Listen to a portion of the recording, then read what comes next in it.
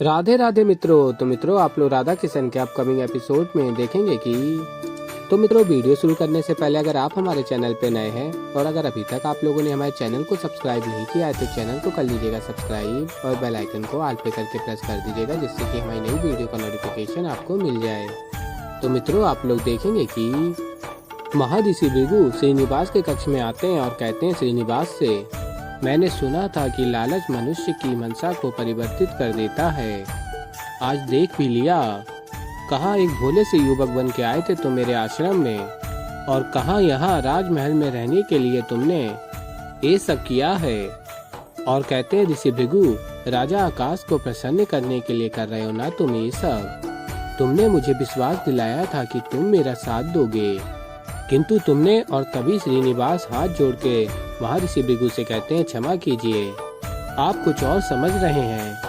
और फिर आगे श्रीनिवास बताते हैं, सत्य ये है कि मैंने जो आपसे कहा था मैं वही करना चाह रहा था।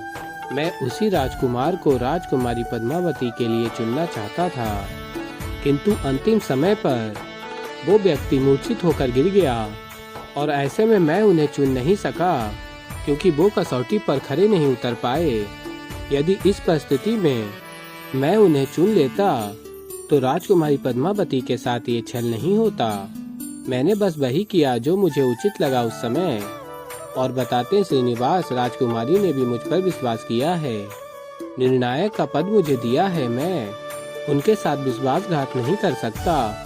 यदि आपको ऐसा लगता है कि मुझसे भूल से भी आपका अपमान हुआ है तो मैं आपसे क्षमा मांगता हूँ। मेरी मनसा ये नहीं थी, मैं तो बस अपना धर्म निभा रहा था ऋषिवर। और फिर ऋषि भृगु कहते हैं, अब चाहे तुम कितनी भी बड़ी बड़ी बातें क्यों ना कर लो श्रीनिवास, कितना भी धर्म और कर्म का ज्ञान क्यों ना दे दो, किंतु स्मरण रहे ये सारी बातें लौटकर तुम पर भी लागू होंगी श्रीनिवास। और बता, आप अपने क्रोध को नियंत्रित नहीं कर पाए ऋषि भृगु। भूल गए आप सब कुछ, भूल गए आपकी कैसे आपके क्षणिक क्रोध के कारण क्या क्या हुआ था। और फिर श्रीनिवास स्मरण करते हैं, देवी लक्ष्मी महर्षि भृगु से कहती है, जहाँ आपने लात मारी वो मेरा स्थान है, उसके लिए मैं आपको कदापि क्षमा नहीं करूँगी। और श्राप देती हैं, मैं आपको श्राप देती हूँ कि लक्ष्मी कभी ब्राह्मण को नहीं मिलेगी। और तभी महर्षि भृगु अपना वर मांगते हैं और कहते हैं नारायण से, मैं चाहता हूँ कि देवी लक्ष्मी मेरे घर में मेरी पुत्री के रूप में जन्मे। और फिर नारायण कहते हैं, तथास्तु भृगु। और फिर श्रीनिवास स्मरण करके कहते हैं, मैं भली भांति जानता हूँ अपने कर्म और अपने धर्म से मैं विमुख नहीं हो सकता, मुझे उसका सामना करना ही होगा। ये मुझसे अधिक अच्छे से भला कौन जानता है, इसलिए तो आया हूँ इस संसार में श्रीनिवास बन के अपनी भार्गवी को पाने। छल से नहीं, आपसे विजय प्राप्त करके मैं अपनी भार्गवी को पाऊंगा। और फिर मित्रों, आप लोग आगे देखेंगे कि भार्गवी लगातार पूजा कर रही होती है महादेव की। और फिर तभी देवी पार्वती आती हैं और कहती हैं, महादेव, आपने भार्गवी और राजकुमारी पद्मावती की प्रार्थना सुनकर अपना कर्तव्य निभाया। अब भार्गवी के आंसू रोकने का दायित्व मेरा है। और फिर तभी देवी पार्वती अपना रूप बदल के भार्गवी के समक्ष जाती हैं और कहती हैं भार्गवी से, महादेव के समक्ष सबको आकर आनंद मिलता है, तुम रो क्यों रही हो पुत्री। और फिर भार्गवी कहती है, जब अस्तित्व ही संकट में हो तो भी विनती महादेव के समक्ष ही की जाती है ना। और फिर देवी पार्वती कहती है, तो फिर तो राजकुमारी पद्मावती को महादेव के समक्ष होना चाहिए, तुम क्यों आंसू बहा रही हो। और बताती हैं, आज राजमहल में राजकुमारी पद्मावती का स्वयंवर बीच में ही रोकना पड़ा। और फिर भार्गवी ये सुनकर प्रसन्न हो जाती है और कहती हैं, क्या आप सत्य कह रही हैं। और फिर देवी पार्वती कहती हैं, हाँ पुत्री, मैं सत्य कह रही हूँ। और बताती हैं, पूर्ण वेंकटगिरी में यही बातें तो चल रही हैं। अब देखो ना, केवल कल का दिन ही शेष है, यदि कल भी कोई वर नहीं मिलता है तो ये स्वयंवर असफल होगा।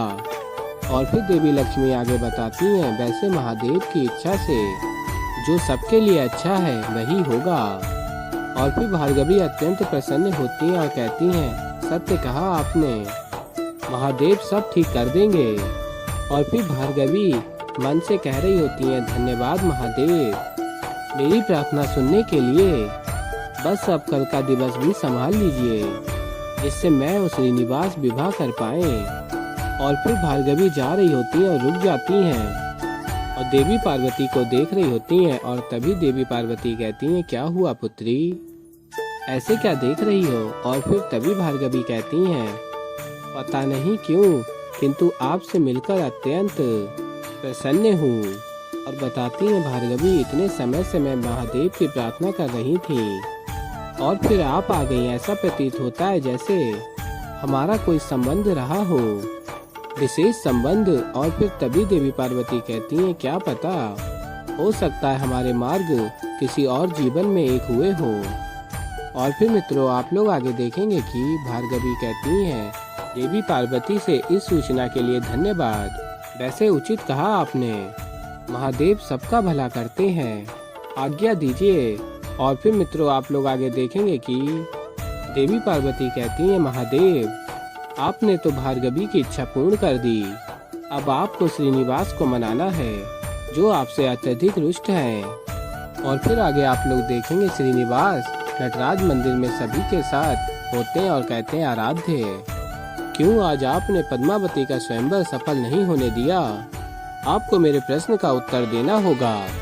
और तभी नटराज मंदिर में समय रुक जाता और सभी अपने स्थान पर रुक जाते हैं और महादेव प्रकट होते हैं श्रीनिवास के समक्ष।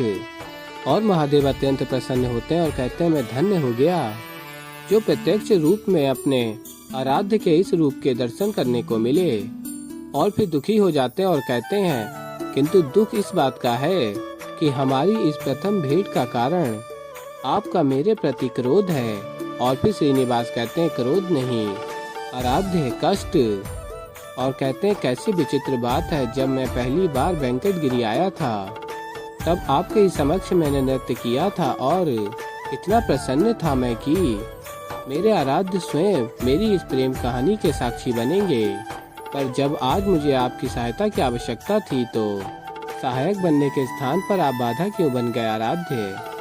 और कहते हैं, श्रीनिवास आप जानते हैं कि ये स्वयंवर सफल नहीं हो पाया तो कितनी बड़ी समस्या आ जाएगी मुझ पर। आप भली भांति जानते हैं पद्मावती मुझसे क्या मांगने वाली है, मैं उसे वो प्रदान नहीं कर सकता, फिर क्यों? और फिर महादेव कहते हैं, मुझे ज्ञात है आराध्य, परंतु आप ही बताइए, क्या मेरे समक्ष और कोई विकल्प शेष है, कोई और मार्ग है? कैसे अनसुनी कर देता मैं पद्मावती और भार्गवी की वो प्रेम की गुहार, क्योंकि यदि मैं उनकी इस प्रेम की गुहार को अनसुना करता तो इसका सीधा अर्थ ये होता कि आपके प्रति उनका जो प्रेम है मैं उसका अपमान कर रहा हूँ। और ऐसा तो मैं कदापि नहीं कर सकता आराध्य। मैं जानता हूँ कि परिस्थिति अत्यंत विकट है, परंतु मैं ये भी जानता हूँ कि आराध्य कि अभी आपके पास एक और दिवस शेष है और मुझे पूर्ण विश्वास है कि मेरे आराध्य उस एक दिवस में कोई ना कोई मार्ग अवश्य निकाल लेंगे। और फिर महादेव आगे कहते हैं, क्या आप अब भी मुझसे रुष्ट हैं आराध्य? और फिर श्रीनिवास कहते हैं, नहीं, आपने बस अपना धर्म निभाया है, अपना कर्म किया है, अब मुझे भी अपना कर्म ही करना होगा। कुछ ना कुछ करके कोई मार्ग ढूंढना होगा जिससे पद्मावती को भी कोई दुख ना पहुँचे और भार्गवी तक का मार्ग भी खुल जाए।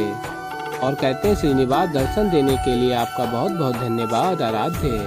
भले ही आपने इस बार मेरा साथ नहीं दिया, किंतु मैं भली भांति जानता हूँ कि आप जो कुछ भी करते हैं उसके पीछे मेरा ही हित छिपा होता है। और फिर श्रीनिवास और महादेव आज्ञा लेते हैं एक दूसरे से और फिर महादेव चले जाते हैं और समय को पुनः आरंभ कर देते हैं। और फिर मित्रों आप लोग आगे देखेंगे कि राजकुमारी की सखी रत्ना कहती है, श्रीनिवास राजकुमारी तुमसे मिलना चाहती हैं। और फिर श्रीनिवास राजकुमारी पद्मावती के समक्ष जाते हैं और फिर राजकुमारी कहती हैं, सब यही सोच रहे होंगे कि मेरे स्वयंवर में ये सारी बाधा के कारण मैं दुखी होंगी, हताश होंगी, किंतु तुम जानते हो कि मेरे आनंद की कोई सीमा ही नहीं है और मेरे आनंद का श्रेय तुम्हें जाता है श्रीनिवास। यदि तुम उस राजकुमार को अपात्र घोषित नहीं करते ना तो ऋषि भृगु अवश्य ही पिताश्री को मना लेते उसे मेरा वर बनाने के लिए। तुम नहीं जानते तुमने मेरे लिए क्या किया है श्रीनिवास। तुम्हारा बहुत बहुत धन्यवाद। तभी श्रीनिवास कहते हैं इसकी कोई आवश्यकता नहीं है, अब कर्तव्य निभाने के लिए धन्यवाद किस लिए। तो ऐसे ही मित्रों आगे और भी बहुत कुछ देखेंगे। तो अभी के लिए इतना ही और मैं मिलता हूँ एक नई वीडियो के साथ। तो तब तक के लिए राधे राधे।